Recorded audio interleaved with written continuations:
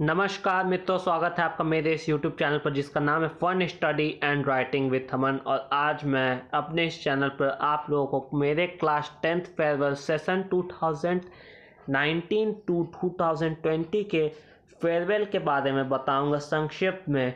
तो कहानी के लिए आगे बने रहिए।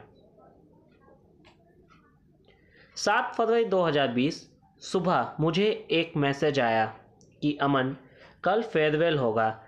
मैसेज अनजान था। मैंने विश्वास नहीं किया क्योंकि फेयरवेल होने की संभावना कम थी। मेरे दोस्तों ने फेयरवेल करवाने के लिए काफ़ी मेहनत और मशक्क़त की थी। काफ़ी टीचर्स ने कहा भी था कि फेयरवेल होने की क्या ज़रूरत है, हम लोगों का तो आगे होगा ना, आगे पढ़ाई कीजिए, क्लास 12th में जाइए।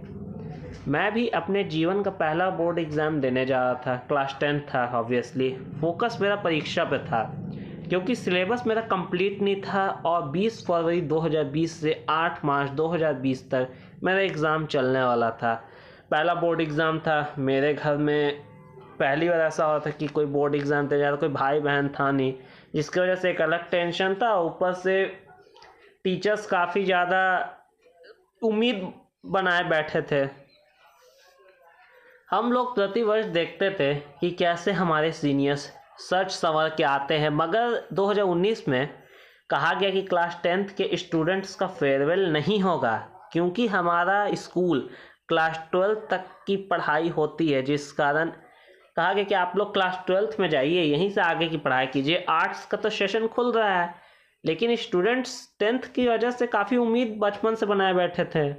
कुछ दोस्तों ने विरोध किया, टीचर्स से बात की, बहुत बातें हुई और पक्ष हम स्टूडेंट्स के पक्ष में निकला। फेयरवेल 8 फरवरी को तय हुआ और सभी लोगों में उत्साह बहुत था। बिल्कुल होगा भी उत्साह, क्यों नहीं, क्योंकि हमेशा जूनियर्स क्लास से हम लोग देखते रहे। फेयरवेल के लिए हम लोग का हाफ डे होता था, फिर जाते, सभी लोगों को उम्मीद थी यार हम लोग का भी आज फेयरवेल होगा।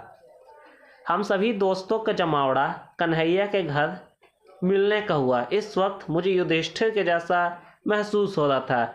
खुशी और दुख दोनों का एहसास था। एक तरफ खुशी कि पहली बार हम सभी लोगों की मुलाकात ऐसे हो रही है जैसे किसी पार्टी में जा रहे हो, दूसरी ओर क्या पता नहीं कभी मुलाकात होगी या नहीं। इससे ज़्यादा हम सभी लोगों का जमावड़ा स्कूल पहुंच गया। आशीष वर्षन समारोह प्रारंभ हुआ, हवन हुआ, नाच गाना हुआ। प्रिंसिपल सर की स्पीच पहली बार लोगों ने काफ़ी अच्छे सुनी। कुछ लोग कहीं तो कुछ लोग कहीं और किसी के साथ निकल गए, शायद पहली बार, मगर ना जाने सभी उस भीड़ में कहीं खो से गए थे।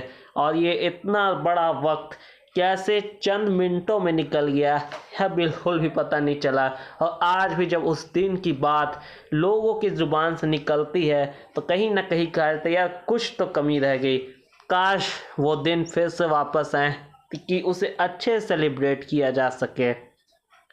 नज़र इस ब्लॉक में मुझे क्लास 10C के क्लासरूम पर भी थी। आज जो कुछ भी इस क्लासरूम की वजह से ही हुआ, इस क्लासरूम में हमें अलग नहीं होने दिया। क्लास 9 में ऐसा संयोग बना था, मगर आर.के. राय सर की कृपा दृष्टि हम सभी पर पड़ी और अलग हम सभी नहीं हुए। मगर यहाँ से नई चुनौतियों की शुरुआत होने वाली थी। क्लास 9th में जहाँ संस्कृत और हिंदी का डिवाइड होने वाला था, लेकिन आर.के. राय सर की वजह से नहीं हुआ। बहुत बहुत धन्यवाद सर।